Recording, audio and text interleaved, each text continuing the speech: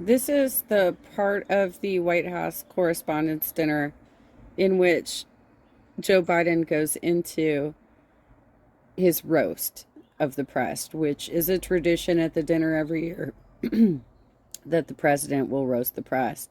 Most famously was the White House Correspondents' Dinner in which Obama roasted Trump so hard that he sought vengeance and revenge to become elected in 2016. He got roasted pretty hard. And I can show that portion later. But let's go through what Biden did this year. Bring my granddaughter, my all-state girl, to see it, right?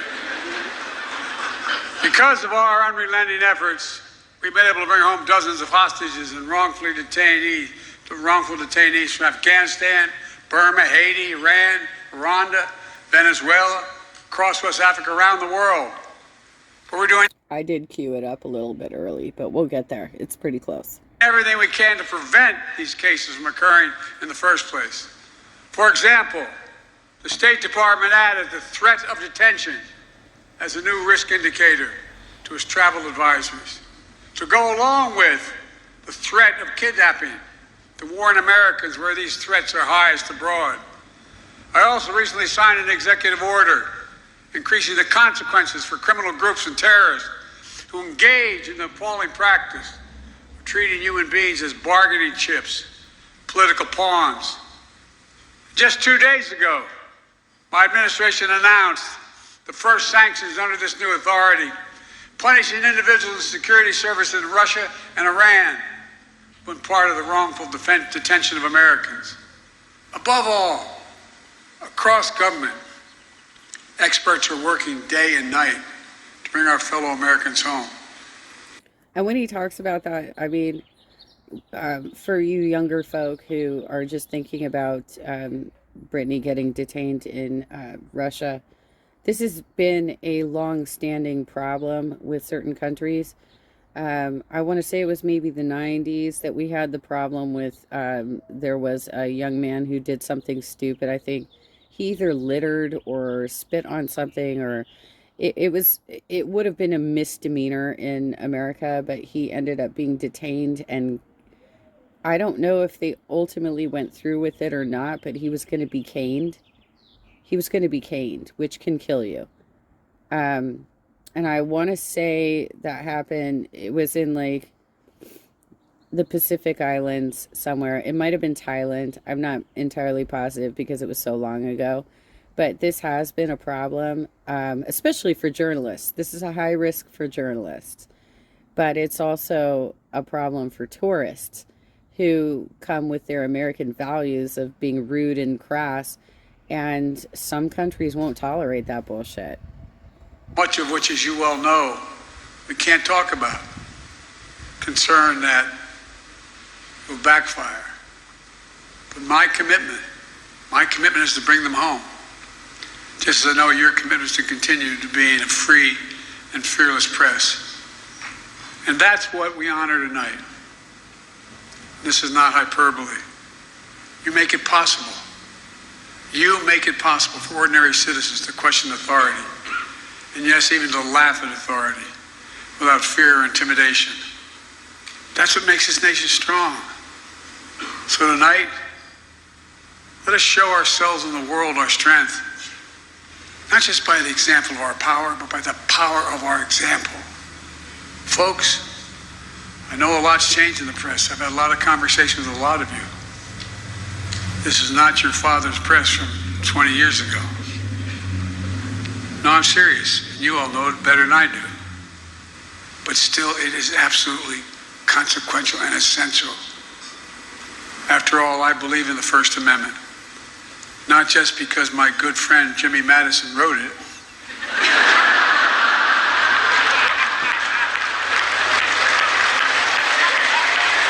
I just want to throw out kudos to the team working with Biden right now, that you're doing what a lot of us in the field, a lot of the live streamers have been hoping you would do, which is embrace the age argument and show how ridiculous it is. Because clearly all of these conspiracy theories, these smears coming out of the right, are inaccurate. I saw Biden speak at Mike Levin's rally in, I think it was Vista. It was somewhere in North San Diego, and he was he looked perfect. He had a perfect. He went 45 minutes, which is a long time to speak. I don't even think he took a glass of water during the entire speech, and I have it recorded. I have it loaded at least to YouTube, probably to YouTube. I mean, at least to Facebook, probably to YouTube as well. But I went down and covered that speech in October, which is very physically difficult for me because they didn't have the greatest of handicap situations. And for you aspiring politicians, can you do a little bit more to accommodate those of us who have a challenge walking? I'd really appreciate it, please. I mean, I had to walk like a mile back and forth to that venue, and I had to stand for an hour waiting for his security detail to escort him out of the facility. And that was physically difficult for me to do. That was very physically difficult for me to do. Plus, I lived, I lived 45 minutes away from the venue. Um, that was a real challenge. So if y'all could start thinking about that stuff. Plus, it's always a harrowing situation because you don't know who's going to be in the event, whether or not somebody's going to go postal on you. There were a lot of counter protesters. Not there was a handful. There's a handful of counter protesters. There was the dude that shows up to everything in the brick suit because he's representing the wall that Trump wants to build. It was the same people that show up to everything, pretty much. Sure. In a lot of ways, this dinner sums up my first 2 years in office. I'll talk for 10 minutes, take 0 questions, and cheerfully walk away.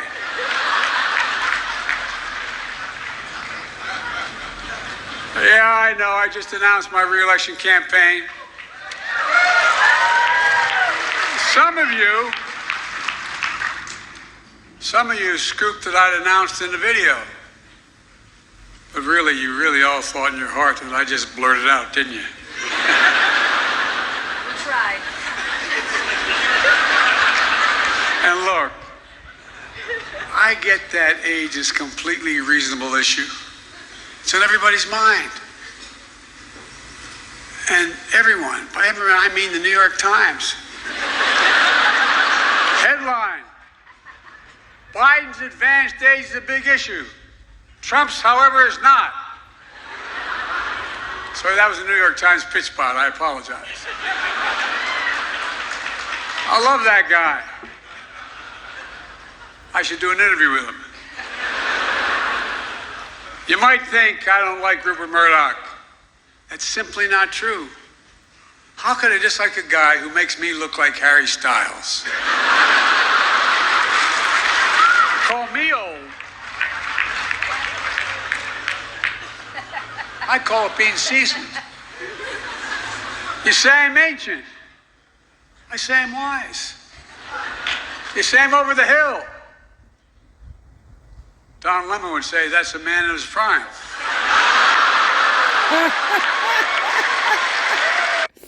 Okay, so I think most of you probably already know of this gaffe by Don Lemon, where he was on the morning show, and Nikki Haley was making the argument that the candidates who were older, such as Trump and Biden, should take a mental acuity test, some sort of make sure they're not suffering from dementia or whatever, and make sure that they are in, because they're not in their prime, right? And Don Lemon said that who's she to talk? She's not in her prime. She's in her 40s, right? And the two female co-hosts asked, well, what what are you talking about? Like, what do you mean she's not in her prime? And he said, if you Google it, a woman is in her prime in her 20s and 30s, maybe 40s, maybe 40s. And they're like, what do you mean? What are you talking about? Prime for what? Childbearing? So, in Don Lemon's estimation, a female candidate only gets about 5 years to run because you're only eligible to run for president when you're age 35. But by the time you're 40, according to Don Lemon, women are out of their prime. But men, oh fuck no, don't present the age argument against Biden. Don't present the age argument against Trump because Nikki Haley is not in her prime. You know, if you want to argue against her candidacy, which you absolutely can, do it over policy issues, not over something so fucking plastic like that. That was such a misogynistic. You know, it's. I guess a lot of us are not actually surprised that Don Lemon got fired, and this is one of the reasons. This is one of the reasons.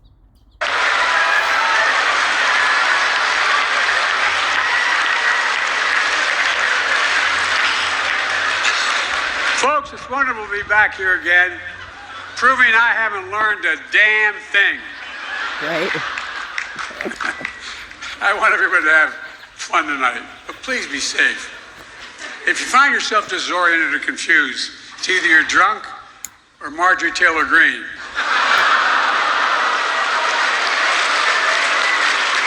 Cam, thank you for hosting us.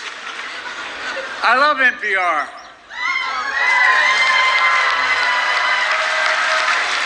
Because they whisper into the mic like I do. But not everyone loves NPR. Elon Musk tweeted that it should be defunded. Well, the best way to make NPR go away is for Elon Musk to buy it. Nice.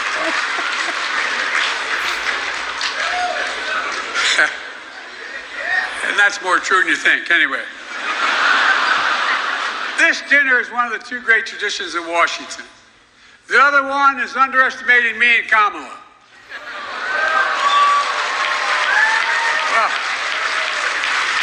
Well, the truth is, we really have a record to be proud of. Vaccinated the nation, transformed the economy, earned historic legislative victories and midterm results, but the job isn't finished. I mean, it is finished for Tucker Carlson. What are you wooing about like that? Like you think that's not reasonable? Give me a break. Just give me a break. Look, like I often say, don't compare me to the almighty, compare me to the alternative. We added 12 million jobs. That's just counting the lawyers that defended the president. Had Ron DeSantis, I had a lot of Ron DeSantis jokes ready. But Mickey Mouse beat the hell out of me, got there first. Now look, can't be too rough on the guy. After his re-election as governor, he was asked if he had a mandate. He said, hell no, I'm straight. I'm straight. I'll give you time to think that one through.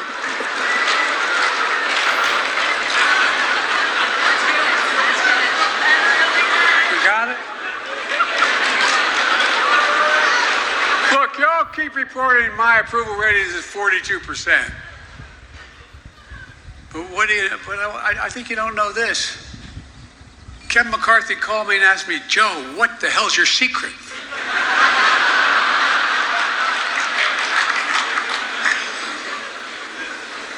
I'm not even kidding about that one. The speaker's trying to claim a big win this week. But the last time Republicans voted on something that hapless, it took 15 tries.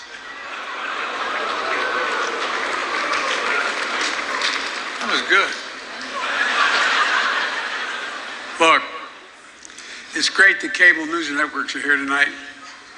MSNBC owned by NBC Universal. Fox News owned by Dominion Voting Systems.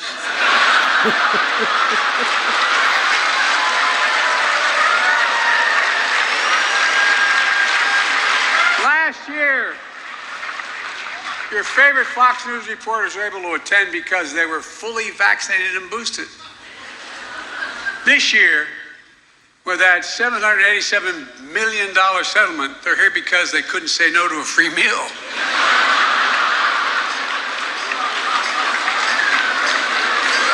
And hell, I'd call Fox honest, fair, and truthful. Then I could be sued for defamation.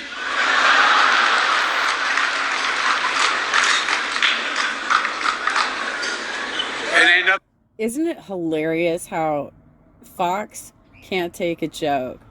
Like, these are totally fair jokes against them right now. But they have no sense of humor when they're the ones getting roasted whatsoever. They can laugh at everybody else in the room. The other people in the room can laugh at themselves, but they can't fucking take it when it's dished back out to them. Compare what they do to me. Look, I hope the Fox News team finds this funny.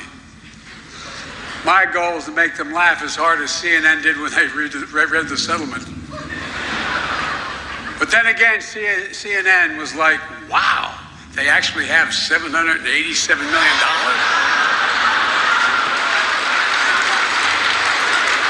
Whoa. Folks, I go where people are, The Daily Show. Yes. Nice. Roy's a great guy. He once dubbed me the Jay-Z of Delaware. Don't let that look in your face you did. Tonight he asked me to keep it short. Even offered me $10 if I'd keep it under 10 minutes. That's a switch, a president being offered hush money.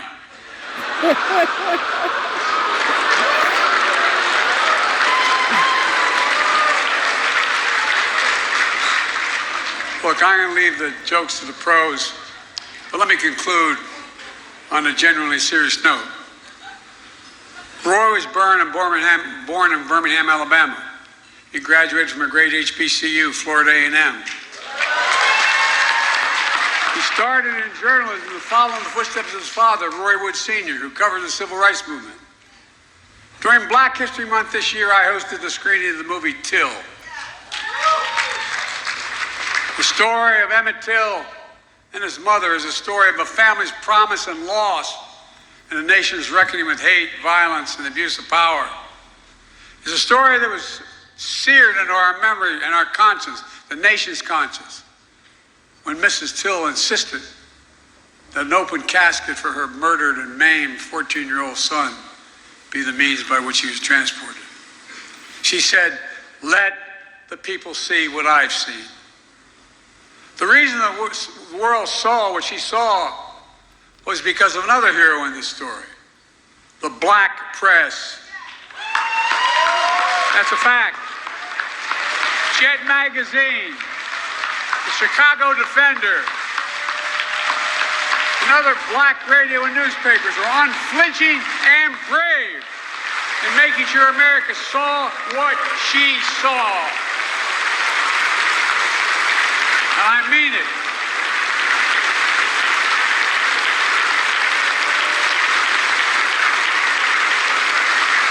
Ida B. Wells.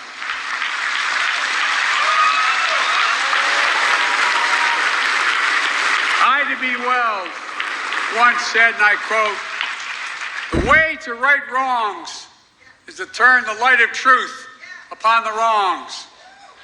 Turn the light of truth upon the wrongs." That's the sacred view, in my view. That's the sacred charge of a free press, and I mean that. That's what someone we still miss so much, who you honored posthumously tonight, stood for, Gwen Ifill. You know, she was among the very best we talked about at the table. She moderated my first debate for vice president and was a trusted voice for millions of Americans. Gwen understood the louder the noise, the more it's on all of us to cut through the noise to the truth. The truth matters. As I said last year at this dinner, a poison is running through our democracy and parts of the extreme press. The truth buried by lies, and lies living on as truth. Lies told for profit and power. Lies of conspiracy and malice, repeated over and over again, designed to generate a cycle of anger, hate, and even violence. A cycle that emboldens history to be buried, books to be banned, children and families to be attacked by the state, and the rule of law and our rights and freedoms to be stripped away. And where elected representatives of the people are expelled from state houses for standing for the people. I made clear that we know in our bones, and you know it too, our democracy remains at risk. But I've also made it clear, as I've seen throughout my life, it's within our power, each and every one of us, to preserve our democracy. We can, we must, we will. I'd like to make a toast, if I had a glass.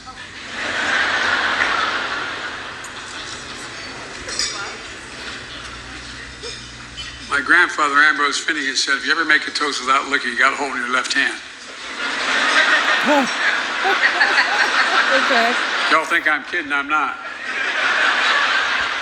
I'm probably the only Irishman ever met that's never had a drink in his life. Anyway, I'd like to make a toast, seriously. At this inflection point in history, let us commit that we'll be a nation that will embrace light over darkness, truth over lies, and finally, restore the soul of the nation. Hear, hear. Yeah. You know, this is one of the reasons that he actually got the black vote in the 2020 cycle. And Bernie wasn't able to tap into that. Despite the fact that Biden, in his earlier political career, made inappropriate comments, made inappropriate votes, had inappropriate positions, the fact that he ran on the ticket with President Obama, served with him, and made those relationships, and is their advocate now, for the most part. Like, he's not doing enough, let's be real. He's not doing enough for criminal justice reform. And if he wanted to make sure that the police agencies had more funding, he should have had a caveat that more funding should be to provide services that are appropriate to the situation, such as adding areas to the police. Perhaps they're under police department agency administration, but they are healthcare workers, mental health care workers, the appropriate type of responders to certain situations. For example, the LAPD, when I was bit by a dog last year, I called LAPD to file a report about 10 days, not even 10 days. It was like 7 days after it happened, because I was pretty out of it after it happened because I was in a lot of pain. So I called using my better judgment after my boss had told me that he didn't trust the police, and that's why he told me not to call 911 when it happened. God damn it. Even with that, he told me he didn't trust the police. But it was a work setting, and that's absolutely not what you do in a work setting. So I called about 7 days later, and the LAPD told me that that was an animal control issue.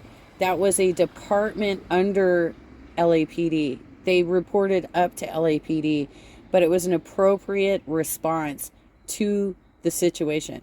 In the moment when that happened, I should have gotten paramedics, police, and animal control. I should have gotten all three had I stayed at the scene and made the call that night. But my boss told me to come back to headquarters. I will never forget that. I will never forget that. But anyway, that's why, in my estimation, I can't speak for black people, obviously. I cannot speak for black people. But if I'm making an outside observation, I think that is why the black population of voters who voted for him forgave him for his earlier sins.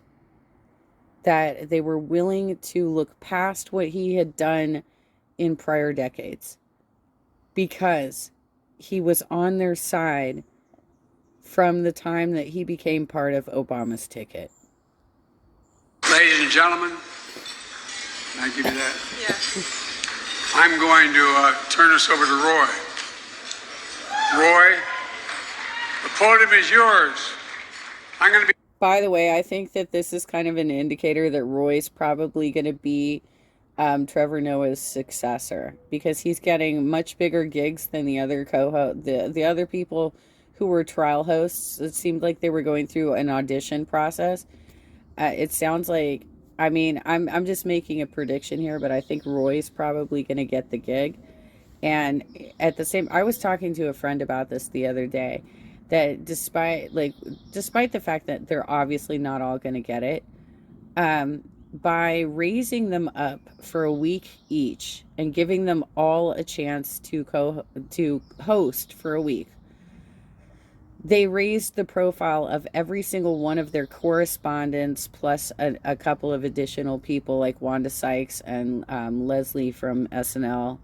There were a couple other people that got raised up as well, but the majority of the people that they gave a chance to host were already correspondents of the show. And by doing that, having their name out there for an entire week, they totally raised the profile of every single one of their correspondents. That was a brilliant strategy. But based on Roy getting the correspondence dinner, I think that it's pretty much, and this is just a prediction, I think it's a given that Roy's going to be the successor. Fine with your jokes, but I'm not sure about Dark Brandon. Dark Brandon.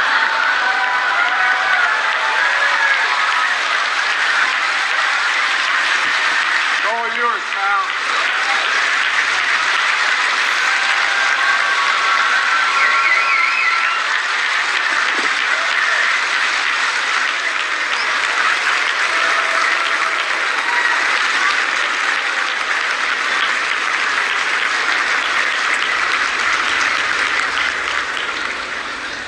Thank you, Mr. President, I think.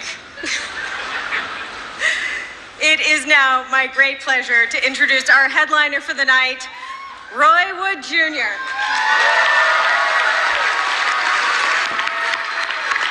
He is a correspondent for The Daily Show who just had a killer week as guest host.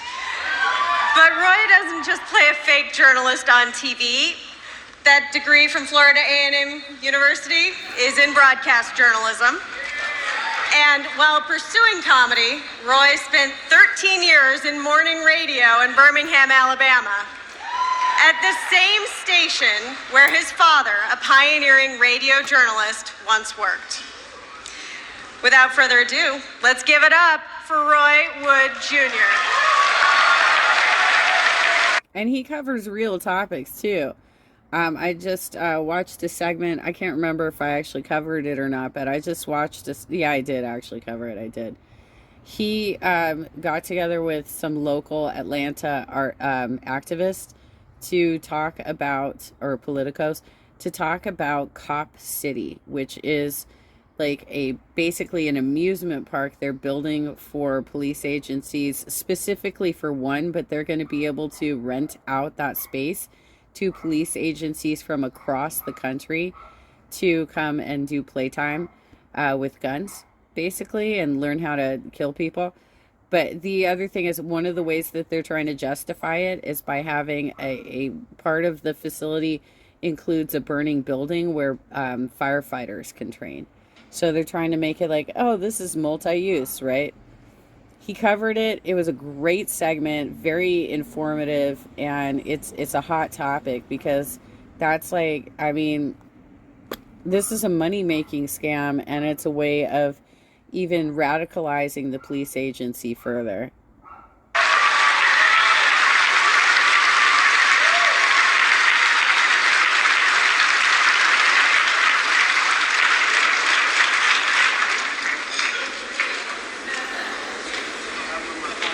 Yes, sir. Y'all give it up for Dark Brandon. Yeah. Happy to be here. Oh, real quick, Mr. President, I think you left some of your classified documents up here. You can get them. Yeah, don't give them to him. I'll put them in a safe place. He don't know where to keep them. Happy to be here, though. Happy to be here. Very happy to be here. So it's a pleasure to be here amongst our country's greatest leaders, distinguished media organizations, both Property Brothers and Dr. Fauci. If you see Fauci, take a picture with him. That's your new booster shot. But y'all look good, though. I've been watching and looking around all night. Y'all look good. You dressed nice. You got the nice threads on. You got the jewelry glistening. Look like everybody got a little piece of that settlement money from Fox News. And that's all I have to say about that, because I'm not gonna have Dominion on my ass. I love Dominion. Matter of fact, let me just say right now, my favorite voting machine is Dominion voting machines. When I go to the polls, I make sure it is a Dominion machine that I use. If your election needs the truth, put Dominion in your booth.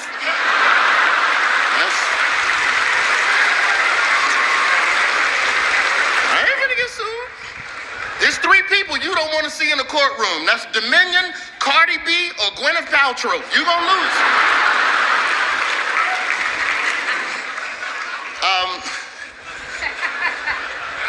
I'd like to thank Tamara Keith and the White House Correspondents Association for having me. Thank you for that. I'm well aware that not everybody in this room knows who I am, so let's just address the elephant in the room. I know what it is. Half this room think I'm Kenan Thompson. Other half think I'm Louis Armstrong. President Biden thinks I'm the dad of y'all Family Matters.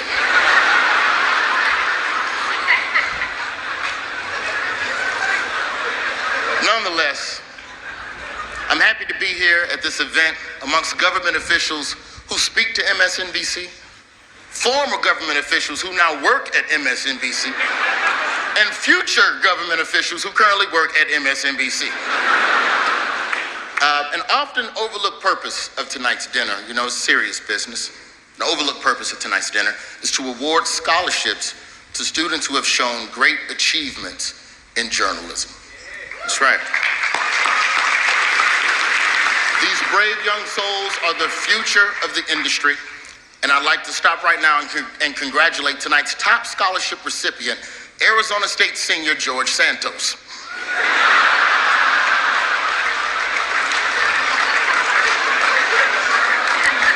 Oh yeah, George couldn't be here tonight. He's auditioning for RuPaul's Drag Race. That's not bad.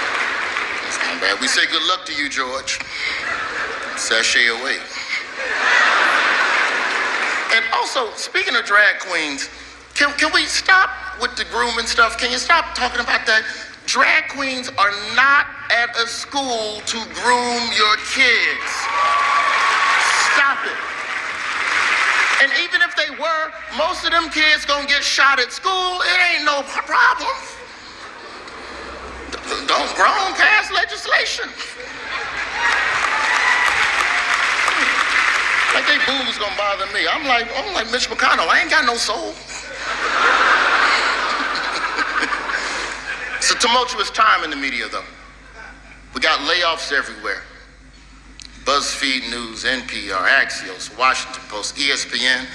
Paramount Global right now is considering offers from Byron Allen and Tyler Perry to purchase BET. That's how bad it is out there. These companies are so broke, they're giving BET back to black people. Which, by the way, is not what we meant when we said black people wanted reparations. We meant cash. You can give it to us in them Harriet Tubman 20s. But tonight, we are all unified under one thing, and that's scandal.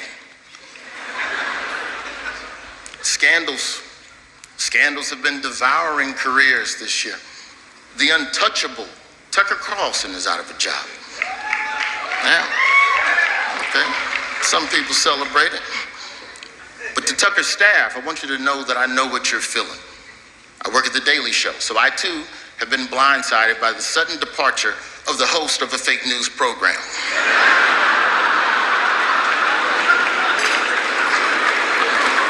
Tucker got caught up. Got caught up like that dude from Vanderpump Rules. Text message stuff. I don't know what Vanderpump Rules is about. I just watched it a couple times. My friends told me it's like BMF, but for white people. Or is that secession? No, secession is power for white people. No, Tucker Carlson is power for white people. No, that's white power. You know, never mind. Don't worry about that. But no, don't worry about that. We got to get Tucker back on the air, Mr. President, because right now there's millions of Americans that don't even know why they hate you.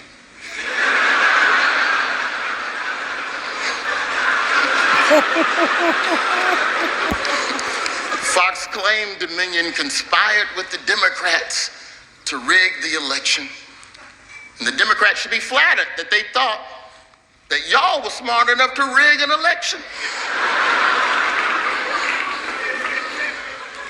Warnock needed a runoff to be the werewolf. But it's not over for you, Fox News. You still got more bad news coming down the pipe. That Smartmatic voting machine lawsuit is coming. That's right, Smartmatic is coming for you, and they want more money than Dominion. Matter of fact, let me just say right now, my favorite voting machine is the Smartmatic voting machine. If your election needs the truth, put Smartmatic in your booth. But I think it's fair that we should give credit where credit is due. Tucker Carlson is the first host to get fired from Fox News for something that's only partially about how he treats women. That's progress. He shattered the asshole ceiling. Speaking of assholes, Don Lemon is out of a job.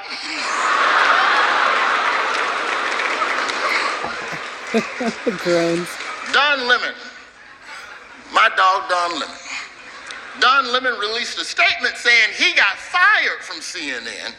Then CNN released a statement saying that they offered Don a meeting. They had to part ways because Don Lemon can't even accurately report a story about Don Lemon. I still think that Don deserved more, CNN. That ain't how you fire somebody. It's messed up. How funny is it that you work in the news, then watch on the news that you got fired from the news? Don Lemon is now the most obnoxious guy in the history of CNN. That's not fair. Even Jeffrey Toobin looking at Don Lemon like, ooh, he rubbed me the wrong way.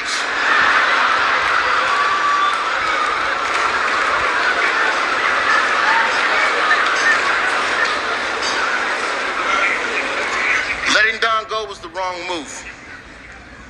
You shouldn't have let him go. Not this soon, CNN. First off, Don was fine when y'all was letting him drink. You shouldn't have cut off his liquor. You don't fire your host after the first couple of scandals. Let the scandals got to stack up. You got to get ratings. Yes, Don Lemon was a diva, and he said a couple of women are raggedy in the face, but that's a promotion at Fox News. But I ultimately understand why CNN did what they did. I get it. It's about morals. There should be no place on air for someone who speaks with wild disregard that doesn't consider the blowback to their coworkers or their company. Thankfully, CNN has taken steps in the right direction. They got rid of Don Lemon, and they've now given a show to Charles Barkley. To Charles Barkley's co-host, Gayle King, we say good luck. I think it's going to be a good show. The whole show is going to be Charles Barkley saying something crazy, then Gayle King looking into the camera, Charles.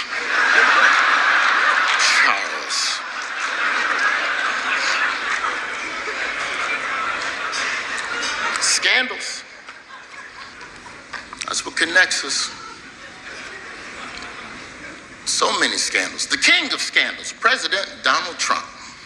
And just for a moment, can we just all acknowledge, can we just all be honest and just say that the Trump arrest didn't hit like we thought it was going to hit?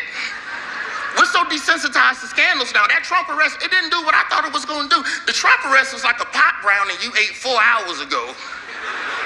And you're like, do I feel justice? This don't feel like justice. Let me try one of them Georgia or Raymond brownies. Maybe that'll hit. Okay, that's got some kick to it. Can't follow Trump scandals. There's too many Trump scandals to keep up with. Keeping up with Trump scandals is like watching Star Wars movies. You got to watch the third one to understand the first one. Then you can't miss the second one because it's got Easter eggs for the fifth one. Donald Trump is the only politician whose scandals got spinoffs on Disney Plus.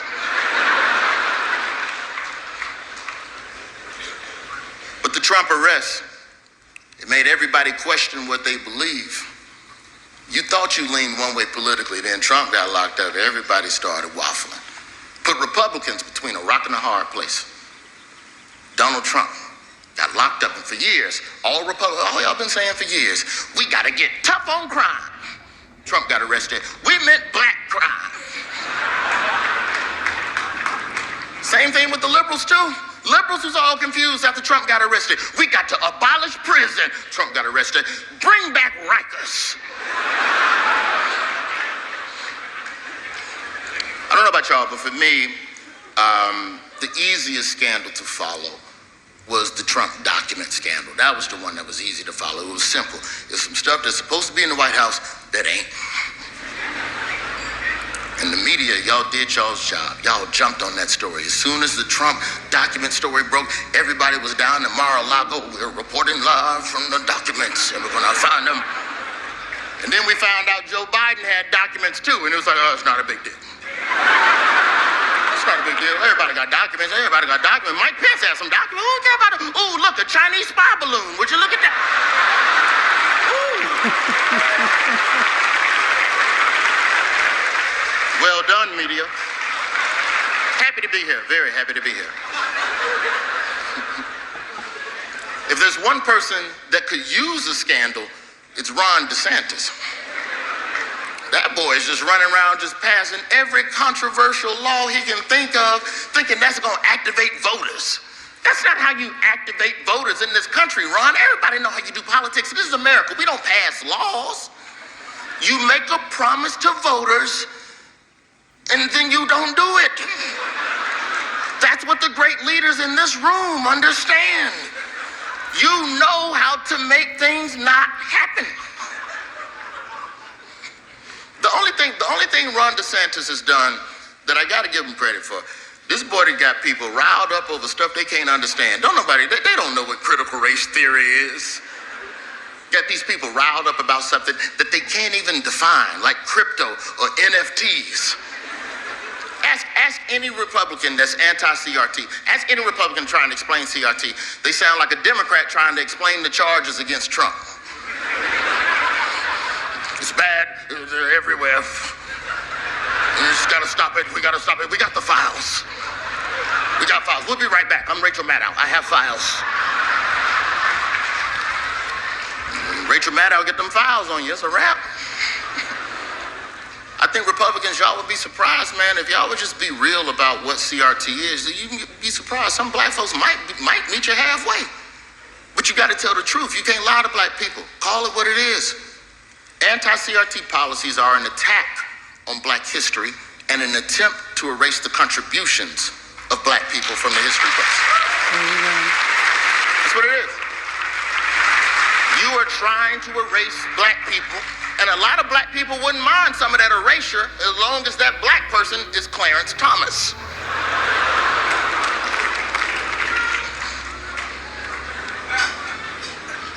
A billionaire named Harlan Crow is flying Clarence Thomas all over the world on unreported trips, like an Instagram model, taking Clarence to the Maldives and the beaches and all. Paid for his mama's house, this billionaire. Paid for Clarence Thomas' mama's house. I gotta give it up to billionaires. Billionaires, boy, y'all are relentless. Y'all always come up with something new to buy. Like Just when you think of everything you could buy on Earth, a billionaire will come up with a new thing. Y'all buy space rockets, you bought Twitter. This man bought a Supreme Court justice. Do you understand how rich you have to be to buy a black one on top of that? There's only 2 in stock. And Harlan Crow owns half the inventory. We can all see Clarence Thomas, but he belongs to billionaire Harlan Crow. And that's what an NFT is.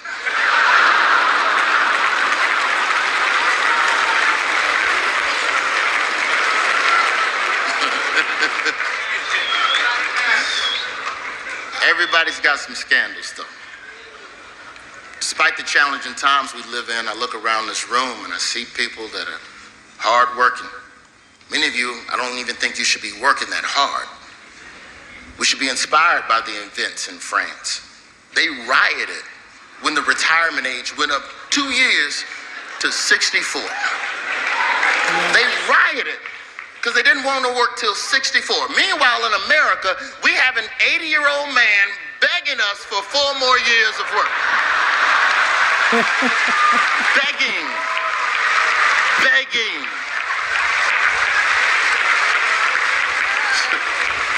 Let me finish the job. That's not a campaign slogan, that's a plea. Let me finish it. I do wish you the best of luck on the campaign trail, Mr. President. You got a lot of things that you're gonna have to navigate, a lot of hurdles.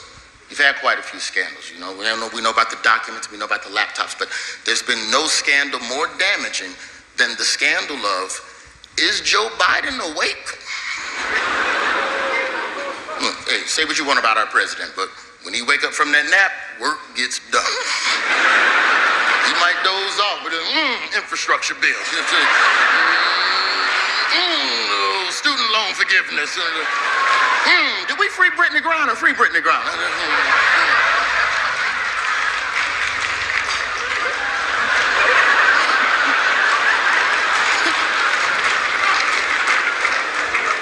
But I think the most insulting scandal to fall to the feet of the Biden administration was placed at the feet of our Madam Vice President.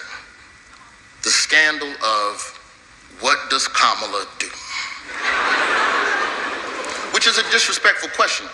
That's a disrespectful question because nobody ever asked that question of the Vice President until a woman got the job. Nobody asked.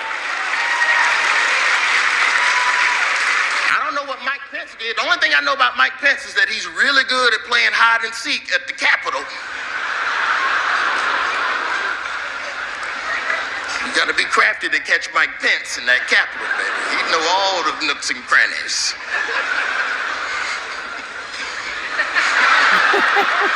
Don't put the camera on her on a Mike Pence joke. Don't do that. Don't be sad. They trying to set you up, Madam Vice President. You see what they do? At the end of the day, as a vice president, the only thing you got to do is just be better than Dick Cheney. That's the bar. Just be better than Dick Cheney. They made a documentary about Dick Cheney. Now, I don't know much about the job of vice president, but I do know if they can make a documentary about your time as vice president, you vice presidented incorrectly.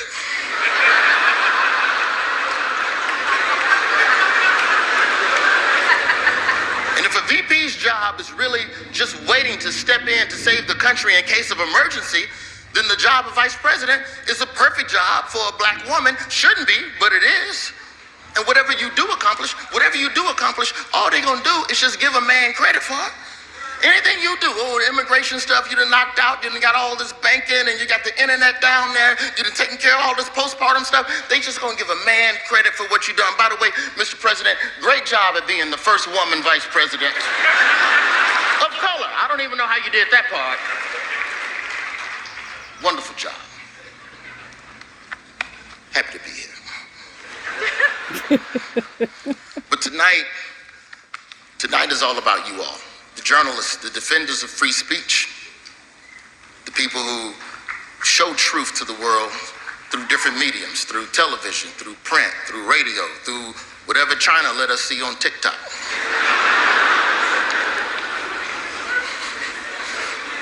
the industry that covers all of these scandals isn't immune to them themselves. The issue with good media is that most people can't afford that. All the essential, fair, and nuanced reporting is all stuck behind a paywall. People can't afford rent, people can't afford food, not healthy food. They can't afford an education, they damn sure can't afford to pay for the truth. Say what you want about a conspiracy theory, but at least it's affordable. I mean, well, unless you Alex Jones, it costs you about $900 million. And I understand that we have to put the stuff behind the paywall because creating the truth is important. People can't afford the truth, but you all can't afford to go find the truth for free. The work you do as journalists is important, it's essential, it's dangerous. My father was an embedded reporter on the front lines with black platoons in Vietnam. He was in the South African Soweto riots, he covered that. The Civil War in Rhodesia, which we know today as Zimbabwe. My father came back home and co-founded the National Black Network because he wanted to tell black stories. It's American Urban Radio Networks now, and they've been doing it 50 years, and that's part of what my father wanted to build, you know. And I know it was hard because, you know, black daddies love telling you when something was difficult. They were shooting at me, boy, but I never dropped my tape recorder. My daddy tell war stories like Brian Williams.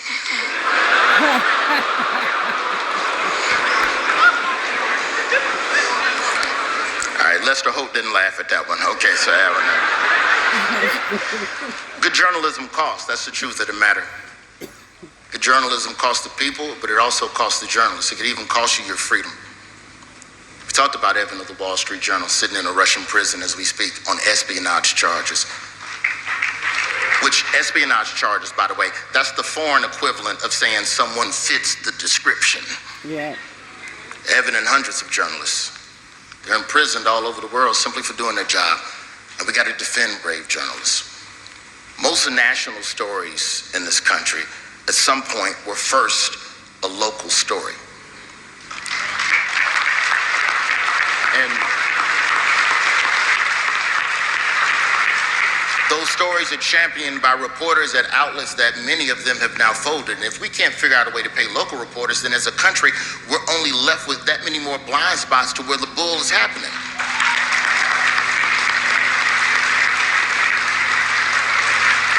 You hear about all these newsrooms getting cuts. That's every article that Tamara has been sending me the last 2 months. It's just the newsroom is getting cut. We're cutting people, we're cutting budgets, but you never hear about the multi-million-dollar executives reducing their salaries within these organizations.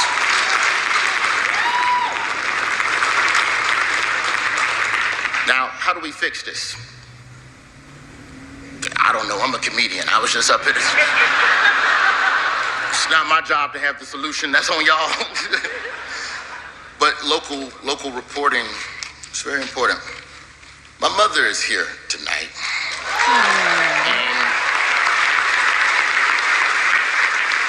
And I know she's furious right now because I'm trying to put on camera, but my mother was amongst a group of black student protesters fighting for equality in the 60s at Delta State University. And that was a dangerous time. But those types of incidents were covered by local reporters, and some of the shame that came from the national embarrassment of treating people inhumanely is part of the pressure that helped to create that type of change. What would have become of my mother and those other protesters if a local journalist wasn't there telling the story? And now it's no different. But thankfully, my mother's story was told. She got to complete her degree at Delta State and continued on to Florida A&M and got another degree. And then for the last 45 years has worked at a historically black college as an educator and administrator. And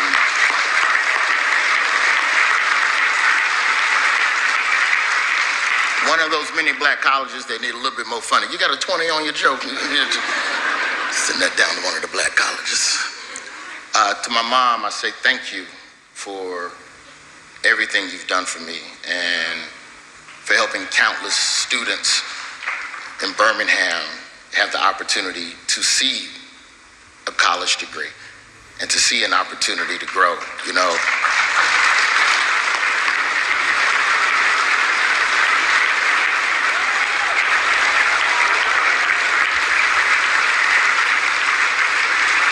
My mother's journey may not have even begun if not for brave journalists who chose to chronicle history in real time.